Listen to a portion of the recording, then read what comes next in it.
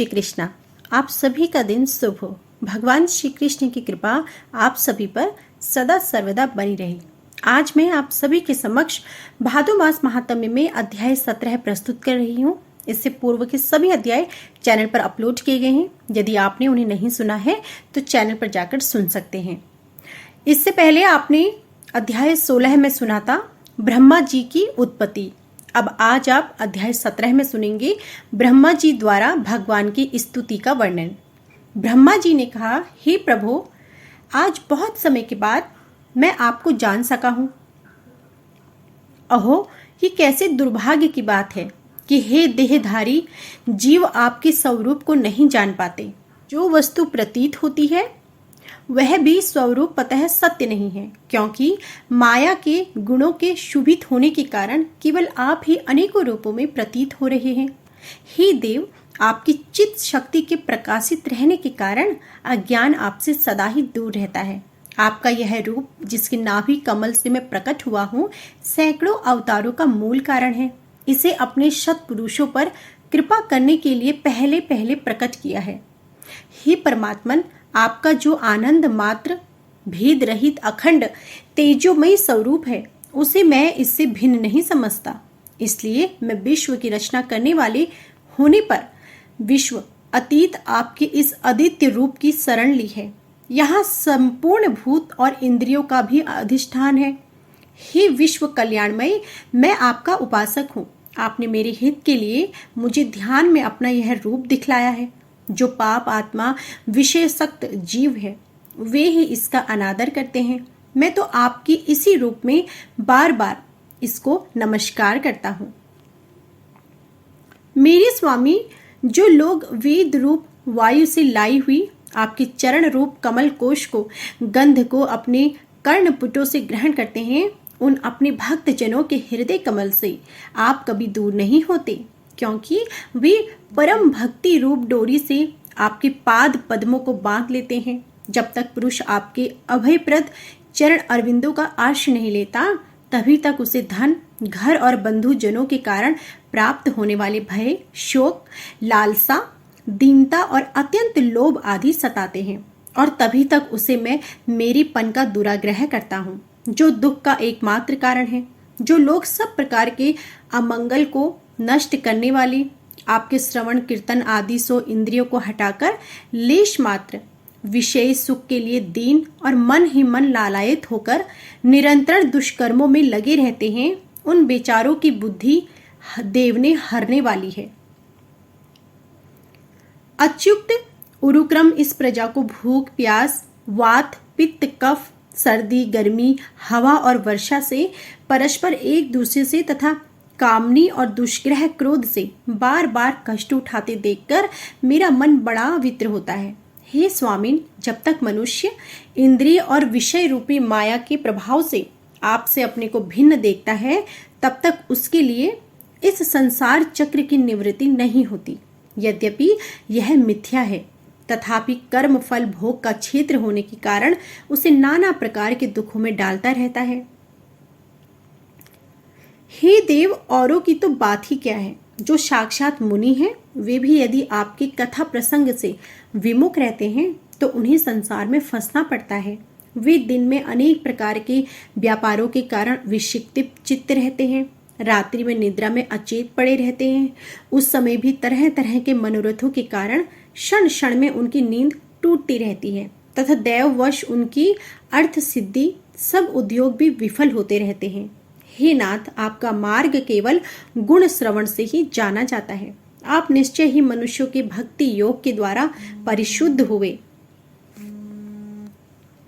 हृदय कमल में निवास करते हैं। पुण्य श्लोक प्रभु, आपके भक्त जन जिस जिस भावना से आपका चिंतन करते हैं, उन साधु पुरुषों पर अनुग्रह करने के लिए आप वही रूप धारण कर लेते हैं। हे भगवान, आप एक तथा संपूर्ण प्राणियों के अंतःकरणों में स्थित उनके परम हितकारी अंतर आत्मा हैं। इसलिए यदि देवता लोग भी हृदय में तरह तरह की कामनाएं रखकर भांति भांति की विपुल सामप्रियों से आपका पूजन करते हैं, तो उससे आप उतने प्रसन्न नहीं होते जितने सब प्राणियों पर दया करने से होते हैं। किंतु वह सर्वभूत दया अशक्त पुरुषों को अत्यंत दुर्लभ है। जो कर्म आपको अर्पण कर दिया जाता है उसका कभी नाश नहीं होता, यह अक्षय हो जाता है। अतः नाना प्रकार के कर्मज्ञ दान, कठिन तपस्या और व्रत आदि के द्वारा आपकी प्रसन्नता प्राप्त करना ही मनुष्य का सबसे बड़ा कर्म फल है। क्योंकि आपकी प्रसन्नता होने पर ऐसा कौन सा फल है जो सुलभ नहीं हो पाता। आप सर्वदा अपने खरूप के प्रकाश से ही प्राणियों के भेद भ्रम रूप अंधकार का नाश करते रहते हैं। ज्ञान के अधिष्ठान साक्षात परम पुरुष हैं। मैं आपको नमस्कार करता हूँ। संसार की उत्पत्ति, स्थिति और संहार के नियमित से जो माया की लीला होती है वह आपका ही खेल है। अतः आप परमेश्वर को मैं बार बार नमस्कार करता हूँ।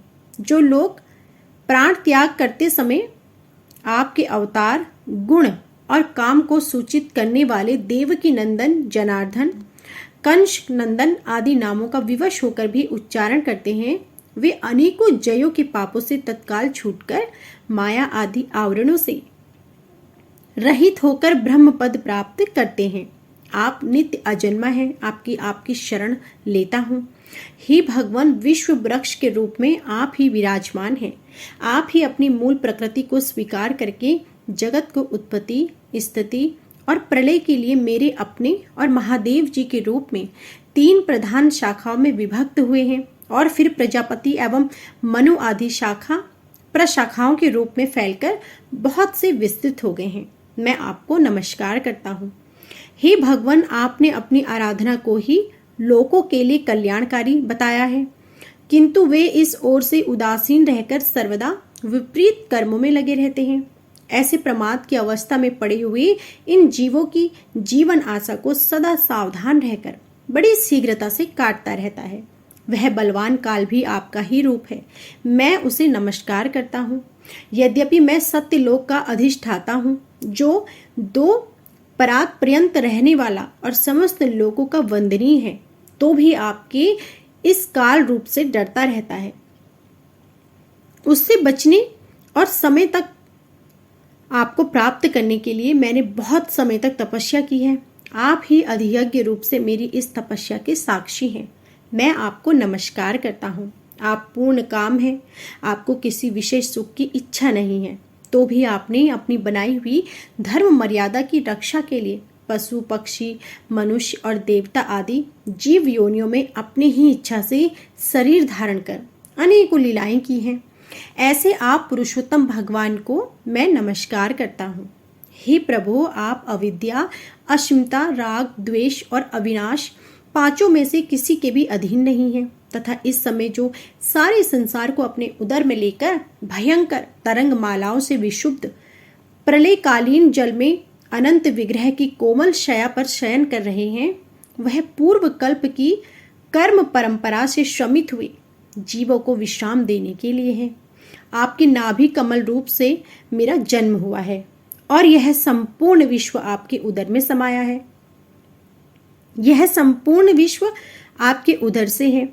हे त्रिलोकी को रचना रूप उपकार में प्रवक्त हुआ है। इस समय योग निद्रा का अंत हो जाने के कारण आपके नेत्र कमल विकसित हो रहे हैं। आपको मेरा नमस्कार है। शरणागतों पर कृपा करने वाले, अतः आप जिन पर ज्ञान और ऐश्वर्य से विश्व को आनंदित करते हैं, उसी से मेरी बुद्धि को भी युक्त करके जिससे मैं पूर्व कल्प के समान इस समय भी जगत की रचना कर सकूं। आप भक्त वत्सल हैं। अपनी शक्ति लक्ष्मी जी के सहित अनेकों गुण अवतार लेकर आप जो जो अशुद्ध कर्म करेंगे, मेरा यह जगत रचना करने का उद्यम भी उन्हीं में से एक है। अतः इसे रचते समय आप मेरे चित्त को प्रेरित करके शक्ति प्रदान करेंगे, जिससे मैं अभिमान रूप मल से दूर रह सकूं। हे प्रभु, प्रलयकालीन जल में शयन करते हुए आप अनंत शक्ति परम पुरुष के नाभि कमल से मेरा प्रादुर्भाव हुआ है और मैं ही हूँ जो आपको ही विज्ञान शक्ति अतः जगत के विचित्र रूप का विस्तार करते समय आपकी कृपा से मेरी वेद रूप वाणी का उच्चारण लुप्त ना हो। आप अपार करुणामय पुराण पुरुष हैं। आप परम प्रेममयी मुस्कान के हैं। सहित अपने नेत्र कमल खोलिए और शीर्ष शया से उठकर विश्व के उद्धव के लिए अपनी सुमधुर वाणी से मेरा विषाद दूर कीजिए। श्री मैत्रेयी जी कहते हैं, विदुर जी इस प्रकार तप विद्या और समाधि के द्वारा अपने उत्पत्ति स्थान श्री भगवान को देखकर तथा अपने मन और वाणी की शक्ति के अनुसार उनकी स्तुति कर थके से होकर मौन हो गए। श्री मधुसूदन भगवान ने देखा कि ब्रह्मा जी इस प्रलय जल राशि में बहुत घबराए हुए हैं तथा लोक रचना के विषय में कोई निश्चित विचार न होने के कारण उनका चित्त बहुत ही खिन्न है। तब उनके अभिप्राय को जानकर वे अपनी गंभीर वाणी से उनका खेद शांत करते हुए कहने लगे। श्री भगवान ने कहा, वेद गर्भ तुम विपदा और विपात के वशीभूत आलस्य न करो, सृष्टि रचना के उद्यम में तत्पर हो जाओ। तुम मुझसे जो कुछ चाहते हो उसे तो मैं पहले ही कर चुका हूँ। तुम एक बार फिर तप करो और भगवान भागवत ज्ञान का अनुष्ठान करो। उनके द्वारा तुम सब लोगों को अपने अंतःकरण में देखोगे। फिर भक्ति युक्त और समाहित चित्त होकर तुम संपूर्ण लोक और अपने मुझ को व्याप्त देखोगे तथा मुझ में संपूर्ण लोक और अपने आप को देखोगे। उसी समय वह अपने अज्ञान रूप मल से मुक्त हो जाएगा। जब वह अपने को भूत इंद्रिय गुण और अंतःकरण से रहित तथा स्वरूपतः मुझ में अभिन्न देखता है, तब मोक्ष पद प्राप्त कर लेता है। ब्रह्मा जी, नाना प्रकार के कर्म संस्कारों के अनुसार अनेक प्रकार की जीव सृष्टि को रचने की इच्छा होने पर भी तुम्हारा चित्त मोहित नहीं होता। यह मेरी अतिशय कृपा का ही फल है। तुम सबसे पहले मंत्र दृष्टा हो। प्रजा उत्पन्न करते समय भी तुम्हारा मन मुझ में ही लगा रहता है। इसी से पामाव रजोगुण तुमको बाध नहीं पाता। तुम मुझे भूत इंद्रिय गुण और अंतःकरण से रहित समझते हो। इससे जान पड़ता है कि यद्यपि देहधारी जीवों को मेरा ज्ञान होना बहुत कठिन है, तथापि तुमने मुझे ज्ञान लिया है और जान भी लिया है। मेरा आश्रय कोई है या नहीं, इस संदेह से तुम कमल नाल के द्वारा जल में उसका मूल खोज रहे थे। सो मैंने तुम्हें अपना यह स्वरूप अंतःकरण में ही दिखला दिया है। ब्रह्मा जी, तुमने जो मेरी कथाओं के वैभव से युक्त मेरी स्तुति की है और तपस्या में जो तुम्हारी निष्ठा है, वह भी मेरी ही कृपा का फल है। लोक रचना की इच्छा से तुमने सगुण प्रतीत होने पर भी निर्गुण रूप से मेरा वर्णन करते हुए स्तुति की है, उससे मैं बहुत प्रसन्न हूँ। तुम्हारा कल्याण हो। मैं समस्त कामनाओं और मनोरथों को पूर्ण करने में समर्थ हूँ। जो पुरुष नित्य प्रति है, स्त्रोत द्वारा स्तुति करके मेरा भजन करेगा, उस पर मैं शीघ्र प्रसन्न हो जाऊंगा। तत्ववेताओं का मत है कि पूर्त तप, यज्ञ, दान, योग और समाधि आदि साधनों से प्राप्त होने वाला जो परम कल्याण में फल है, वह मेरी प्रसन्नता ही है। ही विधाता, मैं आत्माओं का भी आत्मा और स्त्री पुत्र आदि प्रियों का भी प्रिय हूँ। देह आदि भी मेरे लिए प्रिय है, अतः मुझ में ही प्रेम करना चाहिए। ब्रह्मा जी, त्रिलोकी को तथा जो प्रजा इस समय मुझ में लीन है, उसे तुम पूर्व कल्प के समान मुझसे उत्पन्न हुए अपने सर्ववेदमय स्वरूप से ही तुम रचना करो। श्री मैत्रेय जी कहते हैं, प्रकृति और पुरुष के स्वामी कमलनाथ भगवान सृष्टिकर्ता ब्रह्मा जी को इस प्रकार जगत की अभिव्यक्ति करवाकर अपने उस नारायण रूप से वहीं अदृश्य हो गए। तो यह थी हमारी आज की संपूर्ण अध्याय। इससे आगे की कथा आप हमारी अगली वीडियो में जरूर सुनिएगा। आज की कथा पसंद आई हो तो प्लीज़ वीडियो को लाइक जरूर कीजिएगा। कमेंट बॉक्स में जय श्री कृष्णा जरूर लिखिएगा। जय श्री कृष्णा।